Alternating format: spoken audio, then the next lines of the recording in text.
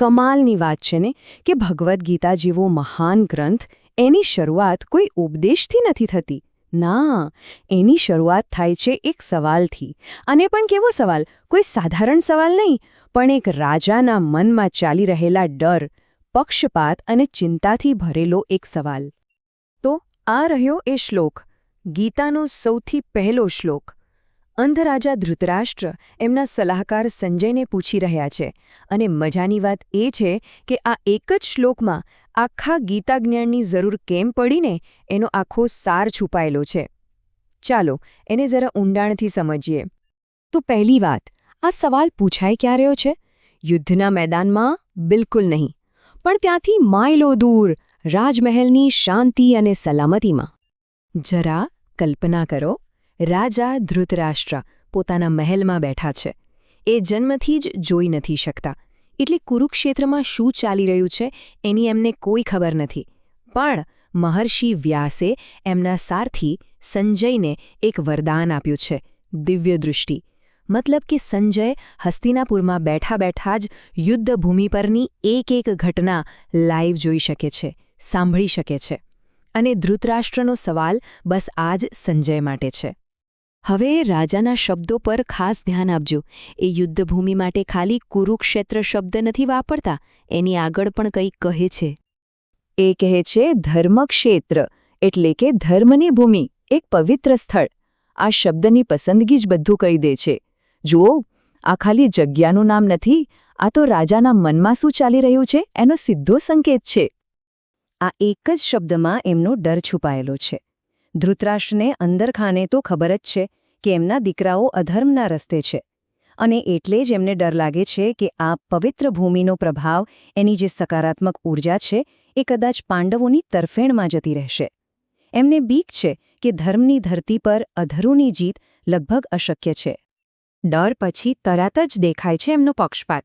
જે રીતે એ બંને સેનાઓનો ઉલ્લેખ કરે છે ને, એ બહુ જ રસપ્રદ છે. એમના શબ્દો પકડો, એ શું કહે છે?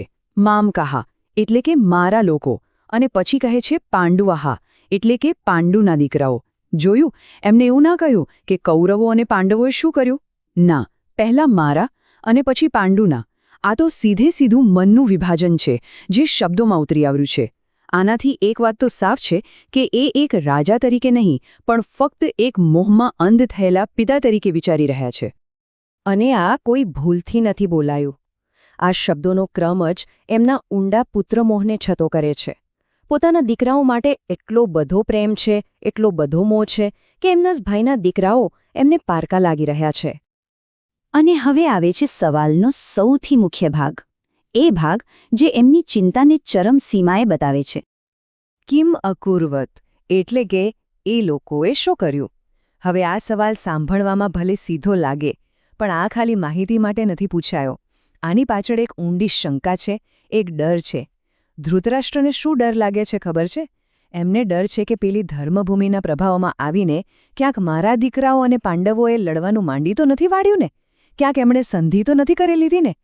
એમને યુદ્ધમાં હારવાનો એટલો ડર નથી જેટલો ડર યુદ્ધ થયા વગર જ બધું ગુમાવી દેવાનો છે. વાત પકડાઈ? તો જુઓ, એક નાનકડા સવાલમાં ત્રણ ભાવનાઓ કેવી ગૂંથાયેલી છે. પરિણામનો ડર, પોતાના દીકરાઓના ઈરાદા પર શંકા, અને યુદ્ધ થશે કે નહીં એની ઊંડી ચિંતા. અને બસ આ એક જ સવાલ, જે ભલે ડર અને પક્ષપાતથી ભરેલો હોય, પણ એ જ આવનારા દિવ્ય જ્ઞાન માટેનું એક મજબૂત મંચ તૈયાર કરે છે. તો આખા સવાલનો સાર શું નીકળ્યો? પહેલું, ધર્મક્ષેત્ર કહીને એ પવિત્ર ભૂમિના પ્રભાવનો ડર બતાવે છે. બીજું, મામકહ શબ્દ વાપરીને એમનો પક્ષપાત અને મોહ એકદમ સ્પષ્ટ થઈ જાય છે.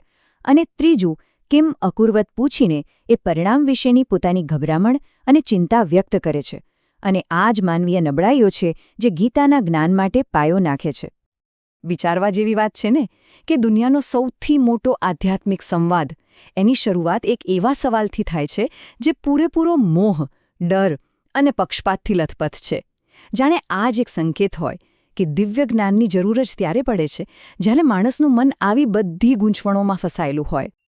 અને આ જ આપણને એક મોટા સવાલ પાસે લાવીને ઊભા રાખે છે.